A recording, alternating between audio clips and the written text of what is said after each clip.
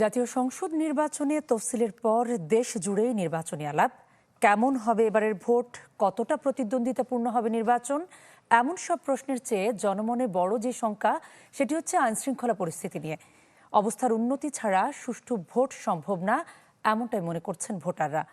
তবুও তাদের প্রত্যাশা শেষ পর্যন্ত সংশয় কেটে যাবে, গ্রহণযোগ্য হবে নির্বাচনের মধ্য দিয়ে গণতন্ত্রের পথেই হাঁটবে বাংলাদেশ।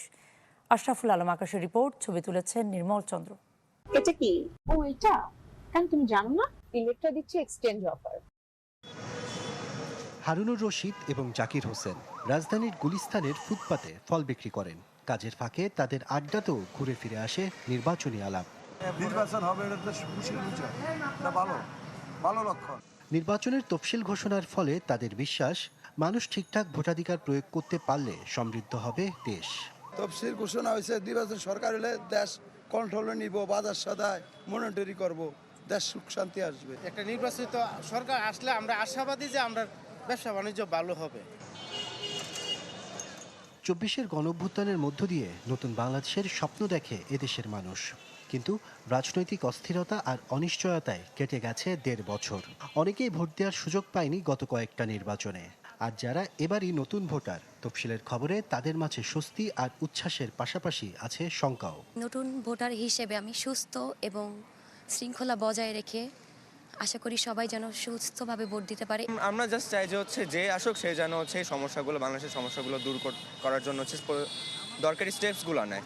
প্রত্যাশার পারদ যতই ঊর্ধ্বমুখী হোক না কেন, তফসিলের পর দেশের আইন শৃঙ্খলা পরিস্থিতি নিয়ে চরম উদ্বেগ ভোটারদের মাঝে। সেই সাথে তাদের প্রশ্ন, শেষ পর্যন্ত সুষ্ঠুভাবে ভোট হবে তো? কেমন যেন একটা বিশৃঙ্খল অবস্থা বিরাজ করছে।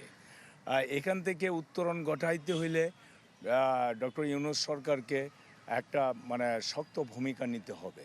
অতীতেও দেখা গেছে বিভিন্ন সময়ে এক তফসিল কয়েকবার পরিবর্তন করা হয়েছে। ভোটাররা বলছেন দল যাই হোক, ভোট দিতে পারলেই শান্তি। আবার কেউ চান নির্বাচন হোক গ্রহণযোগ্য এবং প্রতিদ্বন্দ্বিতাপূর্ণ। তবে গণভোট নিয়ে এখনো পরিষ্কার ধারণা নেই অনেকেরই। গণভোটের সম্বন্ধে আমরা জানা নাই, কিন্তু কথা হলো কি, অনেক ধরে যদি লয়ে তাহলে তাতে আমরা দিতে হইব। তো আশা করি যে খুব দ্রুত সময়ের মধ্যে আইন শৃঙ্খলা পরিস্থিতি আরও কঠোর হবে এবং ভোট কেন্দ্র খুব যথাযথ ব্যবস্থা রাখবে, যাতে প্রত্যেকটা জনগণ তার নিজের ভোটটা অন্ততপক্ষে নিজে দিতে পারে, সেই পরিবেশটা যাতে বজায় থাকে। নির্বাচন ঘিরে নাগরিক প্রত্যাশা, ভয়মুক্ত পরিবেশ আর প্রভাবমুক্ত ভোটে ঘটবে তাদের মতের প্রতিফলন। অপেক্ষা এখন শুধু একটি স্বচ্ছ, অংশগ্রহণমূলক ও গ্রহণযোগ্য নির্বাচনের। সাধারণ মানুষও চায় এমন একটি ভোট যেখানে ফলাফল নিয়ে কোনো প্রশ্ন নয়, বরং তৈরি হবে ভবিষ্যৎ বাংলাদেশ নিয়ে আলোচনার নতুন সুযোগ। আশরাফুল আলম আকাশ, চ্যানেল 24, ঢাকা।